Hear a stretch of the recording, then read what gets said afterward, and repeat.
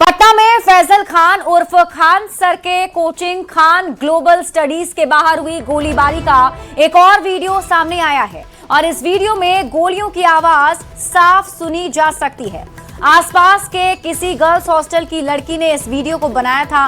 Video में लड़कियों को डर के मारे हॉस्टल से बाहर भागते हुए भी देखा जा रहा है और ये तस्वीर हम आपको भी दिखा रहे हैं। टीवी स्क्रीन पर ये तस्वीर आप देखिए। गर्ल्स हॉस्टल में लगे सीसीटीवी कैमरे में पूरी घटना कैद हो गई है। इस वीडियो में 4 से अधिक राउंड फायरिंग की आवाज सुनाई भी पड़ रही है, जबकि पुलिस की जांच में 4 राउंड गोली चलने की बात गिरफ्तार किए गए बॉडीगार्ड की तरफ से बताई गई थी। लड़कियां जो है वो वीडियो में कह भी रही है कि खान सर के बॉडीगार्ड गोली चला रहे हैं। हॉस्टल के सीसीटीवी में भी फायरिंग के समय लड़कियां घबराकर सीढ़ियों से तेजी से जाती हुई दिखाई दे रही हैं। खान सर यही है, उसका बॉडीगार्ड है। खान सर यही है। खतरनाक गोली चला हार्ट पर। अब बताओ ना, वो डायरेक्ट गोली चला दिया आवाज क्या पटा। वो था खान सर का थी का बॉडीगार्ड। हाँ, वो कभी से हम देखिए वहाँ पे। तो क्या हुआ था? अब क्या हुआ है, बिहार पुलिस का रिजल्ट। भवानी, ये सब क्या कर रहा है? मम्मी क्या रंग करो। ये रैलिया अच्छा नहीं है। देखिए बोलिए नहीं। बढ़ते आगे और बड़ी खबर आपको पटना के मसौढ़ी से बताते हैं, जहां मानिकचंद तालाब के पास हुए एनकाउंटर के बाद पुलिस लगातार कार्रवाई में जुटी हुई है। आईजी के नेतृत्व में पुलिस टीम मौके वारदात पर पहुंची, जहां गोली के खोखे की तलाश की गई। आईजी ने मौके का जायजा लिया, साथ ही बड़ी जानकारी देते हुए कहा कि मामले के जुड़े सभी अपराधी गिरफ्तार कर लिए गए हैं और सभी से पूछताछ की जा रही है। कई लोगों को डिटेन भी किया गया है। भारी मात्रा में हथियार और कारतूस बरामद हुए। फिलहाल पुलिस कार्रवाई में जुटी है। संख्या पूछे जाने पर जितेंद्र राणा ने कहा कि अभी संख्या क्लियर नहीं है, सभी से पूछताछ की जा रही है, संख्या भी क्लियर कर दी जाएगी।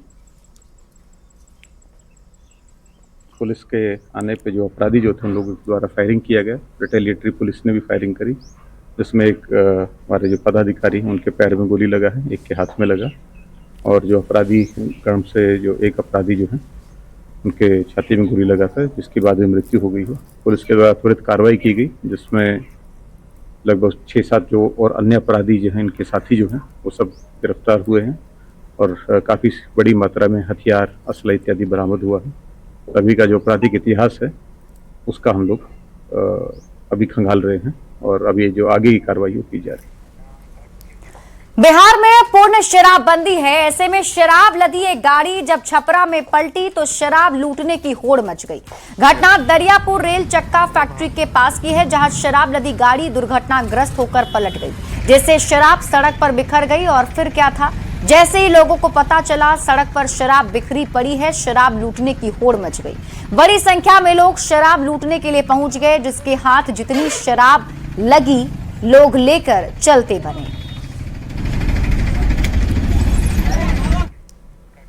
बेगूसराय में चोरों का आतंक लगातार बढ़ता जा रहा है। ताजा मामला लाखों थाना क्षेत्र के पंसल्ला गांव का है, जहां एक ही रात में चोरों ने 2 घरों को निशाना बनाते हुए 20 लाख रुपए से अधिक के जेवरात और नकदी पर हाथ साफ कर दिया। घटना से नाराज ग्रामीणों ने थाना पहुंचकर जमकर हंगामा किया और पुलिस के खिलाफ प्रदर्शन भी किया।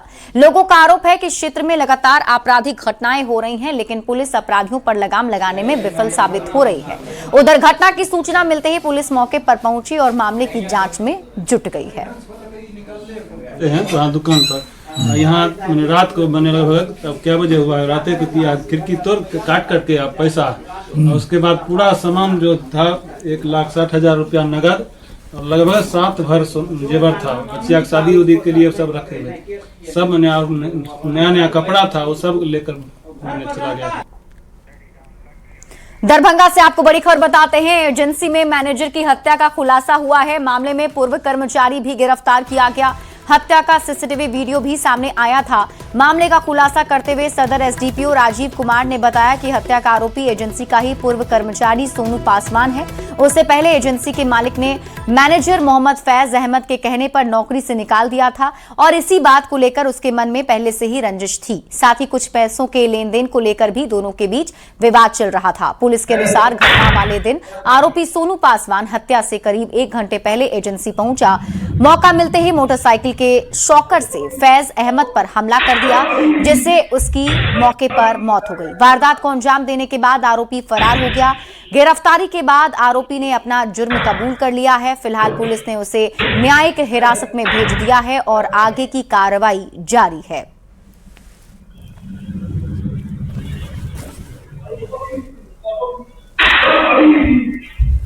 वहीं पे पहले एक और व्यक्ति जिसका नाम सानू पासवान है, वो काम करते थे। आपस में इन दोनों की अनबन थी। जो यामाहा के शोरूम के जो मालिक थे, उन्होंने ये सानू पासवान को किसी कारणवश मैनेजर साहब के कहने पे उनको बाहर निकाला। इस चीज़ से वो लड़का जो है खुन्नस खाए हुए था। उसके अलावा और भी कुछ आपसी लोग का विवाद था, जिस कारण से वो जान पहचान का था। एजेंसी में गया तो इन्होंने भी नहीं रोका उसे, तो वहाँ पे मोटरसाइकिल का जो शॉकर होता है उसको लेके उसने एकाएक उन पे हमला कर दिया। अररिया से आपको बड़ी खबर बताते हैं। रामपुर मोहनपुर गांव में छापेमारी की खबर है। 518 ग्राम स्मैक के साथ 2 तस्कर गिरफ्तार किया गया है। एक स्कॉर्पियो और बाइक भी जब्त की गई है। गुप्त सूचना के आधार पर कार्रवाई हुई। पश्चिम बंगाल के रहने वाले दोनों तस्कर बताए जा रहे हैं। नशे के खिलाफ ऑपरेशन प्रहार जारी है। तो अररिया से आपको इस वक्त की बड़ी खबर बता रहे हैं, जहां पर ये प्रहार अपराधियों पर किया गया है। रामपुर मोहनपुर गांव में छापेमारी की गई, जिसमें पुलिस की टीम को बड़ी सफलता मिली है। 518 ग्राम स्मैक के साथ 2 तस्कर गिरफ्तार किया गया। तलाशी ली गई तो उनके पास से 518 ग्राम स्मैक बरामद हुआ है। स्मैक को हम जब्ती सूची बनाए, उसके बाद विधिवत उनको गिरफ्तार किया गया। गिरफ्तार करने के बाद थाना में बैरगाछी थाना कांड संख्या 73/26 सुसंगत धाराओं में दर्ज किया गया। उसके बाद उनका इंटरोगेशन किया गया और उनसे जो बैकवर्ड और फॉरवर्ड लिंकेज है उसके बारे में हम लोग पता कर रहे हैं। बड़ी खबर आपको औरंगाबाद से बताते हैं, जहां गोह बाजार में प्रशासन ने अतिक्रमण के खिलाफ अभियान चलाया है। राजस्व अधिकारी के नेतृत्व में NH 120 के किनारे सड़क पर अवैध कब्जों को हटाया गया। भारी पुलिस बल की तैनाती में बुलडोजर चलाया, अतिक्रमण हटाया गया। कार्रवाई के दौरान सड़क के दोनों ओर बनी कच्ची और पक्की संरचनाओं को ध्वस्त कर दिया गया। तस्वीरें आपको टीवी स्क्रीन पर दिखा रहे हैं। अब आप ये 2 तस्वीर देख रहे हैं। प्रशासन का पीला पंजा चला है। औरंगाबाद और छपरा की तस्वीर है, जहां बुलडोजर कार्रवाई की गई। पहली तस्वीर में आपको औरंगाबाद में कार्रवाई दिख रही होगी। दूसरी तस्वीर छपरा के इसुआपुर थाना क्षेत्र के सहवा गांव की है, जहां प्रशासन ने सरकारी पोखरा की जमीन को अतिक्रमण मुक्त करा दिया है। लगभग 13 कट्ठा 14 धुर सरकारी जमीन से अवैध कब्जा हटाने के लिए बुलडोजर चलाया गया और इस दौरान कई निर्माण को हटाकर जमीन को सरकारी कब्जे में लिया गया। प्रभावित परिवारों ने प्रशासनिक कार्रवाई पर आपत्ति भी जताई है।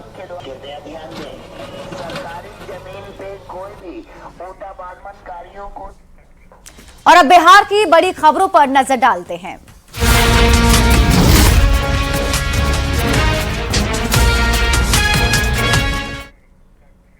RLM यानी राष्ट्रीय लोक मोर्चा के अध्यक्ष पद के लिए उपेंद्र कुशवाहा ने आज अपना नामांकन किया और कुछ ही देर बाद फिर से उन्होंने राष्ट्रीय अध्यक्ष चुने जाने का ऐलान कर दिया।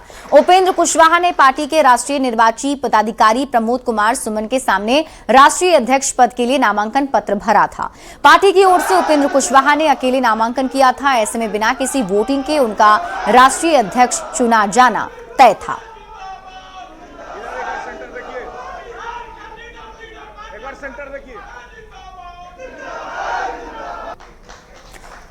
तो पार्टी के सर्वे सर्वा उपेंद्र कुशवाहा हैं और एक बार फिर से अध्यक्ष बने हैं। आपको बता दें कि RLM उन्होंने नई पार्टी का गठन किया था जब JDU उन्होंने छोड़ा और उसके बाद उन्होंने RLM पार्टी का गठन किया और अब एक बार फिर से उसके राष्ट्रीय अध्यक्ष बने हैं। बिहार सरकार ने एक बार फिर भ्रष्टाचार के खिलाफ सख्त कार्रवाई का संदेश दिया है। मुख्यमंत्री सम्राट चौधरी के नेतृत्व वाली सरकार का यह दावा है, भ्रष्टाचार किसी भी कीमत पर बर्दाश्त नहीं किया जाएगा। और इस दावे को सच करने में सबसे आगे है बिहार का राजस्व एवं भूमि सुधार विभाग। विभाग में अब तक राजस्व सेवा के 50 से ज्यादा अधिकारियों के खिलाफ कार्रवाई की जा चुकी है। विभाग का कहना है कि जिन अधिकारियों पर गड़बड़ी या भ्रष्टाचार के आरोप पाए गए, उनके खिलाफ नियमों के अनुसार कदम उठाए गए हैं। राजस्व मंत्री ने संकेत दिया है कि आने वाले 2 से 3 दिनों में कुछ और बड़ी कार्रवाई भी हो सकती है। पूरे राजस्व विभाग के पदाधिकारी, कर्मचारी और जो ब्रोकर, जिन्हें दलाल कहते हैं, एक कैंसर के तरह जो भ्रष्टाचार का रोग समाता जा रहा है, 1 महीने के कार्यकाल में हाफ सेंचुरी, अर्धशतक और 50 पदाधिकारियों पर हमने कार्रवाई की, सजा दिया और जेल भेजने का काम किया। भागलपुर में विक्रमशिला सेतु पर बने बेली ब्रिज से छोटे वाहनों का परिचालन 7 तारीख से चालू कर दिया गया है, जिसको लेकर आज जिलाधिकारी डॉक्टर नवल किशोर चौधरी और वरीय पुलिस अधीक्षक ने पुल का निरीक्षण किया। साथ ही डीएम ने सिटी एसपी सहित अधिकारियों के साथ बैठक की और कई निर्देश जारी किए। विक्रमशिला सेतु पर पानी की व्यवस्था के लिए एक टैंकर, बाथरूम की व्यवस्था सहित टेंट लगाने का निर्देश भी दिया गया। आप देख रहे हैं कि पुल पे अभी जो आवागमन है सामान्य है और जो एवरेज वेटिंग टाइम है तो 5 से 7 मिनट है, लेकिन हम लोग और उसको कैसे कम कर सकते हैं, कर्मियों को और क्या सुविधा दे सकते हैं, आम लोगों के आवागमन को स्मूथ हम कैसे कर सकते हैं, इसी को लेकर के हम लोगों ने बैठक बुलाया था, जिसमें कि कई चीज़ों पर हमने निर्देश दिया है। पहला कि जो कई जगह रंबल स्ट्रिप है उसको हम लोग और ठीक करें। दूसरा है कि कुछ जगहों पर हमें और टॉयलेट्स की संख्या बढ़ानी पड़ेगी, जो हमने कहा कि आप बढ़ाइए। सिवान एक बार फिर भीषण गर्मी की चपेट में आ गया है। जिले में तापमान 45 डिग्री तक पहुंच चुका है। 2 दिन पहले हुई बारिश से लोगों को गर्मी से थोड़ी राहत जरूर मिली थी, लेकिन आज फिर सिवान भीषण गर्मी की चपेट में है, जिससे जनजीवन काफी प्रभावित हो गया है। तेज धूप और गर्म हवाओं के चलते लोगों का घरों से निकलना मुश्किल हो गया है। लोग गर्मी से बचने के लिए सत्तू, गन्ने का जूस, नींबू पानी का सहारा ले रहे हैं। सिवान एक बार फिर भीषण गर्मी की चपेट में है। हालांकि 2 दिन पहले बारिश होने से लोगों को थोड़ी राहत मिली थी, लेकिन एक बार फिर सिवान भीषण गर्मी की चपेट में है। टेम्परेचर 45 तक पहुंच गया है। ये देखिए, सूर्य की किरणें तपिश दे रही है, तो वहीं सिवान निकले हुए लोग काफी परेशान है। चूंकि आज की अगर बात की जाए तो 45 डिग्री टेम्परेचर है। ऐसे में जो लोग बाहर निकल रहे हैं, गन्ना का जूस, सत्तू का सहारा ले रहे हैं, चूंकि धूप और तपिश से लोग परेशान है। चलिए कुछ लोग जाने की कोशिश करें किस तरह की परेशानी हो रही है। बहुत ज्यादा जबरदस्त गर्मी है और लोग गन्ने के जूस, सत्तू और पानी के सहारे काम चला रहे हैं। क्या परेशानी हो रही है? बहुत निकलने में बहुत परेशानी हो रही है। जहाँ पे सत्तू की डिमांड बढ़ गई है, गन्ना जूस की डिमांड बढ़ गई है, चूंकि सिवान एक बार फिर भीषण गर्मी के चपेट में है। ऐसे में लोगों की परेशानी बढ़ गई है। तो मौसम विभाग ने बिहार के कई जिले को बारिश का अलर्ट जारी किया है, तो वहीं कई जिला अभी भी भीषण गर्मी की चपेट में है। मृत्युंजय सिंह, न्यूज 18 सिवान। और अब देश दुनिया की खबरें देख लेते हैं।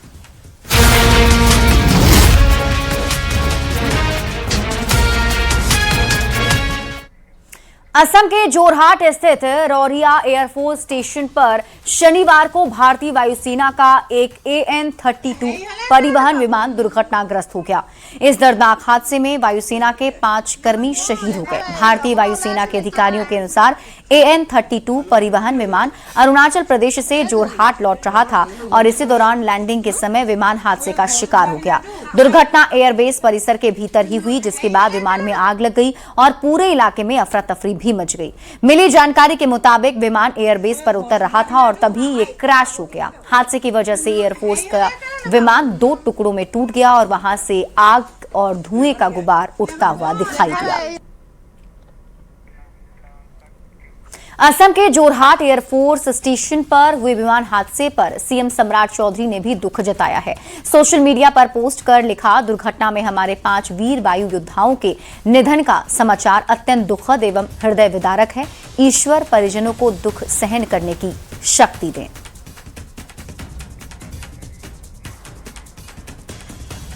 वहीं रक्षा मंत्रालय ने देश के नए थल सेनाध्यक्ष चीफ ऑफ आर्मी स्टाफ की नियुक्ति का आधिकारिक आदेश जारी कर दिया है।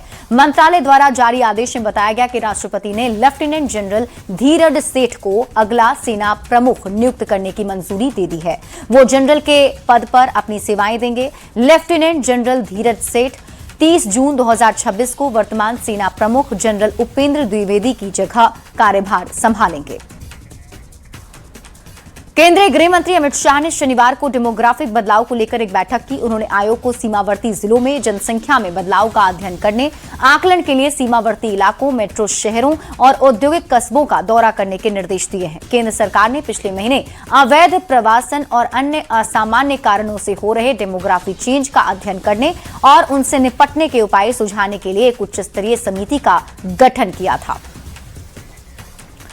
जम्मू कश्मीर के राजौरी से बड़ा सुरक्षा अपडेट सामने आ रहा है। आतंकवाद के खिलाफ भारतीय सेना और सुरक्षा बलों का एक महाअभियान ऑपरेशन शेरू वाली लगातार 22वें दिन भी जारी है। राजौरी के घने जंगलों और दुर्गम पहाड़ियों में आतंकियों को ढूंढ निकालने के लिए सुरक्षा बल दिन रात एक किए हुए हैं। ये पूरा ऑपरेशन जम्मू कश्मीर के राजौरी जिले में आने वाले मांजाकोट सेक्टर के गंभीर मुगला इलाके में चलाया जा रहा है। अधिकारियों के मुताबिक इस ऑपरेशन का मुख्य मकसद इलाके में छिपे आतंकी खतरों को पूरी तरह से खत्म करना है। सुरक्षा बल बिना थके 24 घंटे इस घने जंगल में सर्च ऑपरेशन चला रहे हैं।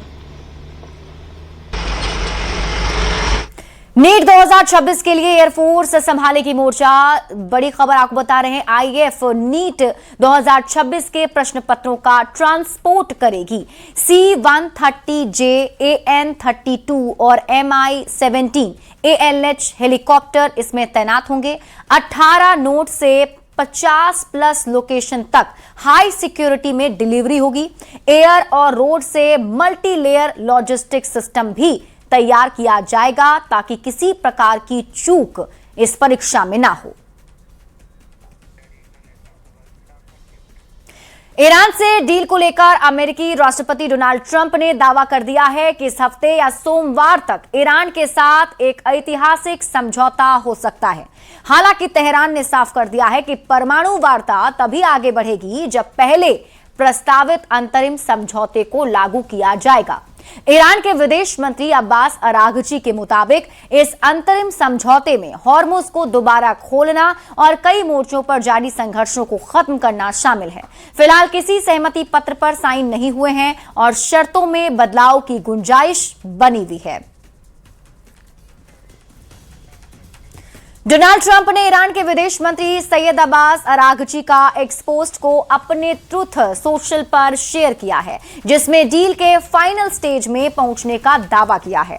ईरानी विदेश मंत्री सैयद अब्बास अरागची ने सोशल मीडिया पर जानकारी देते हुए बताया, यह समझौता अब अपने अंतिम चरण के बेहद करीब पहुंच चुका है और उन्होंने मीडिया को कयास लगाने से बचने की भी नसीहत दी है। और अब खबरें कारोबार से जुड़ी हुई आपको दिखाते हैं।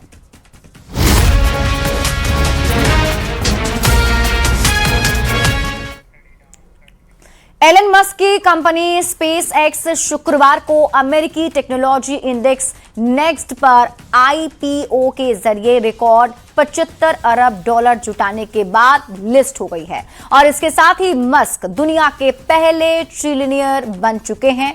ब्लूमबर्ग बिलियनियर इंडेक्स के मुताबिक स्पेस एक्स की लिस्टिंग के बाद एलन मस्क की संपत्ति करीब $1000 अरब से पार हो गई है और इसमें बीते 24 घंटे में $274 अरब का इजाफा भी हुआ है। एलन मस्क की अगुवाई वाली एरोस्पेस और सैटेलाइट कंपनी स्पेस एक्स ने आईपीओ में अपने शेयरों की कीमत 135 प्रति शेयर तय की थी, जिससे उनका वैल्यूएशन लगभग $1.77 ट्रिलियन भी हो गया है और इसे इतिहास का सबसे बड़ा आईपीओ बताया जा रहा है। और अब आपको खबरें मनोरंजन से जुड़ी हुई दिखाते हैं।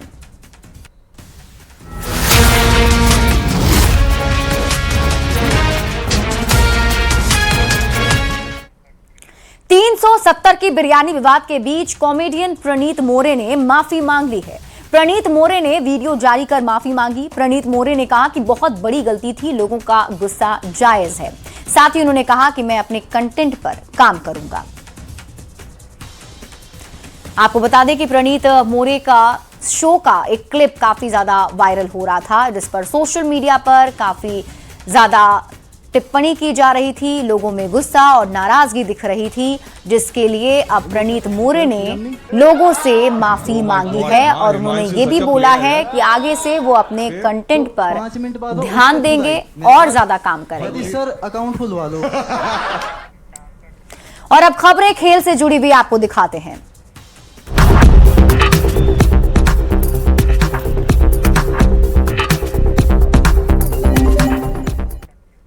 दो बार की ओलंपिक पदक विजेता पीवी सिंधु शनिवार को ऑस्ट्रेलिया बैडमिंटन ओपन के सेमीफाइनल में जापान की अकाने यामागुची से सीधे गेम में हार गई, जिससे इस भारतीय खिलाड़ी का BWF खिताब का इंतजार बरकरार रहा। ये 17 महीने से कोई खिताब नहीं जीत पाई हैं। सिंधु के बाहर होने के साथ ही इस BWF विश्व टूर सुपर 500 टूर्नामेंट में भारत का अभियान भी समाप्त हो गया।